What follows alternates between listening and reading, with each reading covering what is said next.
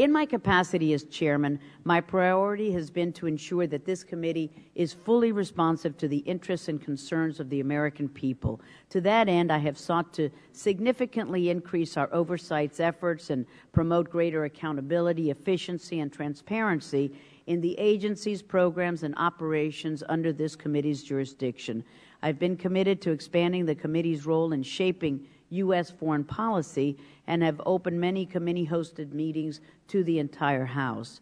Fiscally, this legislation is based on the bipartisan, carefully negotiated agreement for the fiscal year 2011 budget that was signed into law earlier this year. The funding levels in this bill represent no increase from the fiscal year 2011 continuing resolution and will result in billions of dollars in savings in comparison with the proposed FY 2012 budget. The bill contains a long list of important measures, many of them resulting from the committee's enhanced oversight and investigations, and I will mention only a few.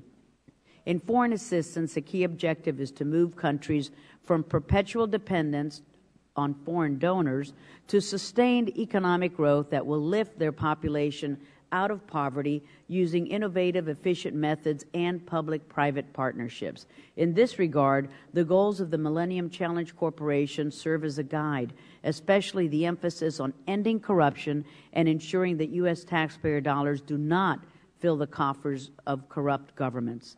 Microfinance and microenterprise are vital to achieving economic growth, which is why the bill urges support for these efforts and also includes language on microcredit in sub-Saharan Africa. An example of what can be accomplished through bipartisan cooperation are the very important initiatives on Sudan and microcredit offered by Mr. Payne, the ranking member on the Subcommittee on Africa, Global Health, and Human Rights. I want to thank Mr. Payne for his leadership on these issues and for his commitment to working closely with me and other members to ensure their inclusion in the base text. In the area of nonproliferation, by strengthening the Proliferation Security Initiative, we are enhancing the tools available to the President by preventing Iran from acquiring nuclear weapons, ballistic missiles, and other means of assaulting the U.S. and our allies. I appreciate Ranking Member Berman's input in improving this provision in the bill. The related change in the reporting requirement in the Iran, North Korea, and Syria Nonproliferation Act from 6 months to 120 days reflects our determination to address years of delay by the State Department in meeting its mandated schedule for reports on nonproliferation. The bill continues this committee's long support for human rights and democracy programs, including provisions offered by members on both sides of the aisle concerning Vietnam's ongoing restrictions on religious freedoms, the rights of religious minorities in Egypt, and strong support for the reunification of Cyprus. Among the most important provisions in the sections regarding U.S. security assistance are the reaffirmation of our unwavering support for our ally Israel, especially by ensuring that its qualitative military edge will remain robust and that our close relationship and cooperation on missile defense will continue. The bill also conditions U.S. assistance to Egypt, Lebanon, Yemen, and the Palestinian Authority.